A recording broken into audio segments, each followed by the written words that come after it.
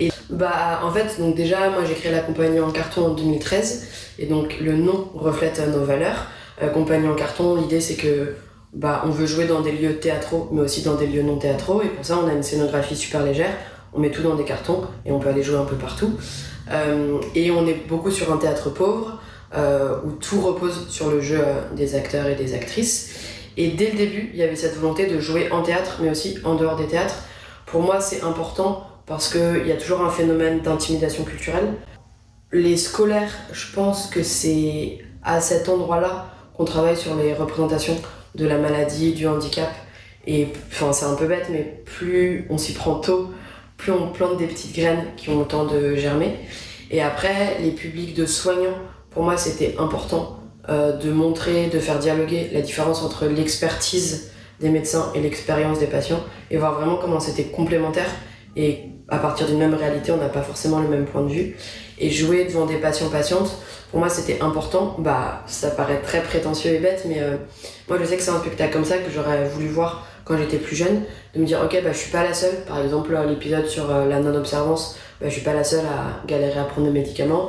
C'est arrivé à d'autres personnes, on peut en parler, c'est pas grave, c'est presque normal au bout d'un moment. Et aussi, on a joué devant des patients, notamment qui avaient la même maladie que moi, et à la fin, il y avait cette idée, ils me disaient « Ah, mais t'es vraiment malade, Marie !» Et de montrer aussi qu'on peut faire des choses, même si on est malade, à son échelle. Je dis pas que c'est une injonction absolue, mais il y avait cette volonté-là. Et ça permet d'aller vers tout type de public, puisque finalement, la maladie chronique, ça concerne tout le monde, soit directement, soit indirectement. Et c'était important pour nous de pouvoir multiplier les entrées possibles dans différents lieux. Je me souviens de plusieurs anecdotes. On avait joué notamment à Bézieux, dans le Nord, et donc on a joué devant des patients et leurs proches. Et je me souviens de deux choses. La première, c'était une patiente dont son nom de médicament était cité sur scène.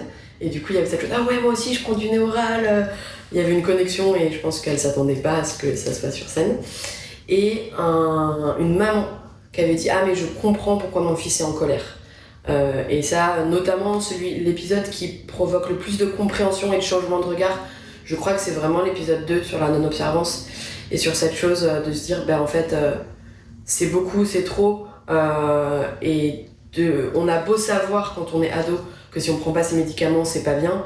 En tout cas, en ce qui me concerne, dans une maladie chronique, on meurt pas sur le coup, c'est des effets à long terme, et du coup, c'est vraiment difficile dans l'instant présent, de pas se dire ok, je les prends pas, j'ai pas mal au ventre, ça va mieux, et de se dire ah oui mais si je les prends pas maintenant, genre dans 15 ans ça ira moins bien.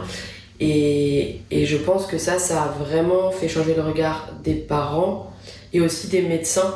On a joué il y a pas longtemps devant des médecins et qui disaient ah oui c'est vrai, le début de l'épisode 2 je prends vraiment plein de médicaments, et on voit aussi comment ça s'inscrit très concrètement dans la vie du patient, et il y a certains médecins qui ont dit ah oui peut-être que du coup il vaut mieux en donner un peu moins quand c'est difficile, vraiment ceux qui sont les plus essentiels pour un temps donné, parce que c'est le nombre qui fait que ça explose.